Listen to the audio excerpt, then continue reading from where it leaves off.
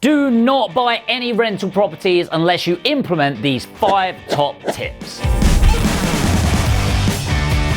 Location, location, location. First of all, find the right bloody area. So many people get this wrong. I'm going to give you some quick tips on selecting the right area. By the way, is it a guarantee? No. However, it will make it so much more likely to be a success. So start with tenure of property. Tenure of property is all about the ownership of property. And you can find this data on Property Data if you want to pay for it. If not, Street Check is a free tool. So you go on there and you look at the ownership in your area. In general, in the UK, around 60%, give or take, is owner occupied. And that could be owned out in cash or indeed owned with a mortgage. 21% is the private rental sector and 19% is social housing. In general, we want to make sure that we've got a bit lower social housing. We want to make sure we've got that owner occupier.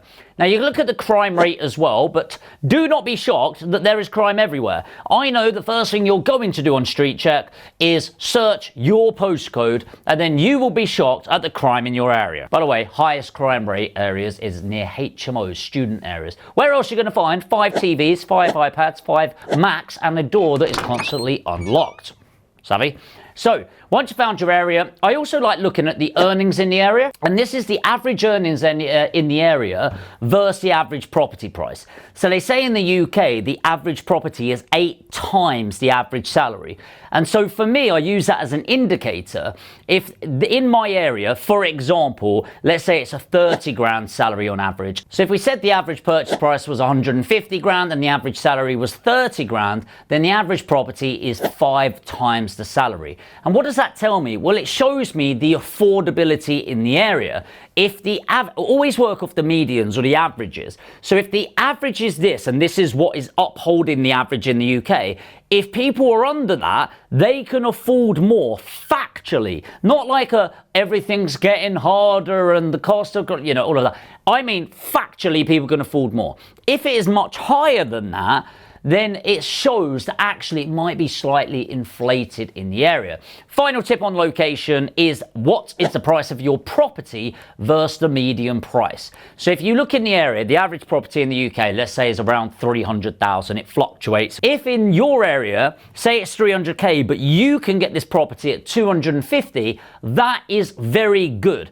Anything that is below the median, everything moves towards it. So if you're under it, it's likely it's going to move faster upwards. If you're higher than it, it doesn't mean it's going to move downwards. But what it does mean is when the market starts to get a bit wobbly, it's the properties at the top of the market that start to come down. Next is setting realistic budgets. So many people go, oh, I'm buying £100,000 property. So that means I need to put down a £25,000 deposit and that's all me good, right? Yeah, no. You have to think if you've got sourcing fee in there, you've got your purchase price, which is, say, the stamp duty as well. So on 100k, there's going to be a £3,000 piece of stamp duty fee that you need to pay. You're going to need your refurbishment, maybe your setup fees with the letting agent, your broker fees, your solicitor fees. So on an average £100,000 property, you're probably looking at 45 to 50,000 for a boring, vanilla buy-to-let property. And please, please, please make sure you're being realistic. And that's on both sides. So what I usually see is people going, it's going to be 40 when it's actually going to be 50. That's mistake number 1. But on top of that, I see it the other way round as well. So what I end up seeing is I see people that end up going, it's going to be 60 when it's actually going to be 50. And what they do is they go, oh, do you know what? I think the solicitor's going to be this. So I'll just chuck a bit on top for that just to make sure. Management's going to be this, but I'm going to put it on top. I think we're going to have this many voids. So in fact, I'm going to be really conservative. I think maintenance is going to be this, but I'm going to put some more. And the problem is you've been conservative all the way that by the end of it, you've just got this massive gap. And in order to get a great deal, you're having to offer some ridiculous price and you're just not going to compete in the market. And some people think they're being really smart because it's like, I would rather wait for a great deal. I'm not sure why they suddenly sound like that, but they do. And then what happens is they end up sat with money in the account, not thinking about the fact that inflation has absolutely eroded their capital. Meanwhile, somebody else got a slightly worse deal than that person was willing to accept, and they are already on the path to financial freedom. Obvious to see who the winner is there. Next is building the right team. No man is an island, and there's no such thing as a self-made millionaire. I actually hate that term, self-made millionaire, because it's just not true. You need a great team around you. So what does this look like? Well, first of all, it depends how hands-free you want to be. So if you want to be fully hands-free, you're going to need a sourcer to source the right opportunity that is an expert in their area. So they know about economics, they know about tenure of property, they know about Ofsted ratings, they know about average salaries, they know how to market to get direct to vendor, because the last thing you want is to buy a property through a bloody estate agent and then have other people gazundering you, chipping, all of that stuff. So you want to be direct to vendor. So once you've got a sourcer, you're going to need a great solicitor, not a solicitor that your mum used 30 years ago to sell the property and he was a lovely young man. No, an investment solicitor. Same as a broker. Do not go direct to your bank. Do not use a normal broker. Use a great investment broker. Once you've then got it, your property sourced through the legals, through the finance, you need a great project coordinator or project manager to manage your refurbishment. It is not an easy job managing a refurbishment for a bloody expert, let alone somebody that is buying a property slightly out of their area or not really knowing what to do. And especially if you're watching this and you've got a full-time job.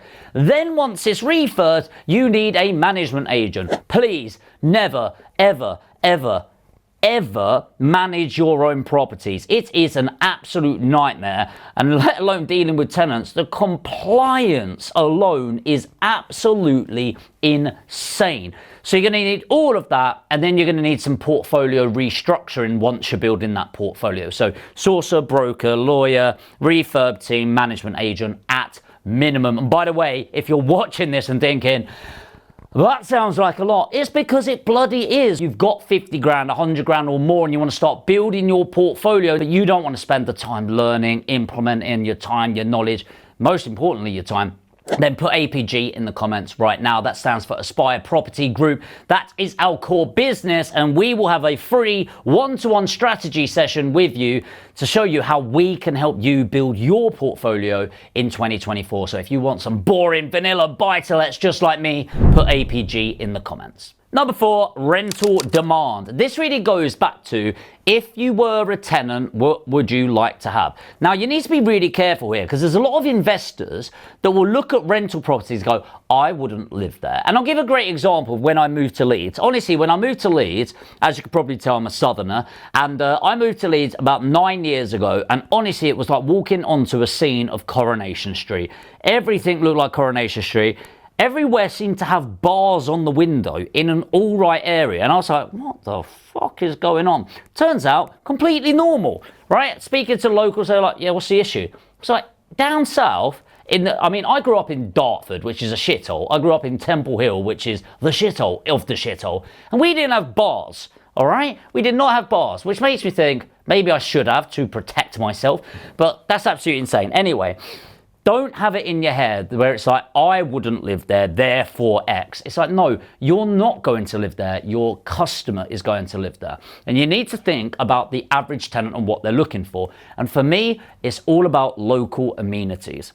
For me, this is going to be, if they don't have a car, what's local? So in Leeds, it's not really train stations in most areas, but where's the bus stop? Is it within 5-10 minutes? How long do they need to walk to get to the local shop to get their food shopping, etc., etc. If you can get some core amenities locally, that's going to be great. And one of my favorite ones is a school with good or outstanding on there, or Ofsted rating. Really important to have this, because if it's within a 10-minute walk of a good or outstanding school and you've got a 3-bed mid-terrace property, it might take you however long it takes you to find a tenant, but once you get them in there, they're usually going to be in there for 5 to 10 years because they're building their family there and their kids are going to that school. If it is a poor or failing Ofsted report, I can usually tell that's going to be a really crap area, because nobody really wants to be near those sort of schools. Step 5 is speed. When you are buying property and you want to make sure it's an absolutely amazing deal, you need to move quickly. What you absolutely cannot do in this market, and it is softer now than during COVID, which was insane, by the way, I had to buy everything cash. But even now, you need to really be moving quickly. So when a great deal comes up and somebody goes, I've got this deal for you, you need to be looking at it and going, yes, let's move as soon as possible. The thing that makes that really hard is often we don't know if it's a great deal. So we then have to do all of the due diligence, which can take hours and hours. And trust me, it takes hours. We have to do it every single day to get everything together. So make sure you're doing what you need to do to make sure you're able to make quick decisions. So for us, we have a trademarked target criteria, which is type of property, area, regeneration, growth, existing, and tenant types. And we have a set formula that we trademarked that makes us master buying boring, vanilla, buy-to-let properties in the best area of the UK. Now, you can do this yourself and come up with your own criteria, but whatever it is, you need to make sure that you're able to make quick decisions, decisive decisions to get access to the best properties in the UK. And by the way, if you are ready to take that action, but you don't have that experience, you don't have that knowledge, but you know you want to trust somebody that can, then maybe we're the company for you. You need 50,000 or more to invest in your first property. Put APG in the comments below. Would love to have a chat. By the way, if you're new to the channel and you're not already, hit the subscribe and the notification bell, tap the like button, and I'll see you in the next video.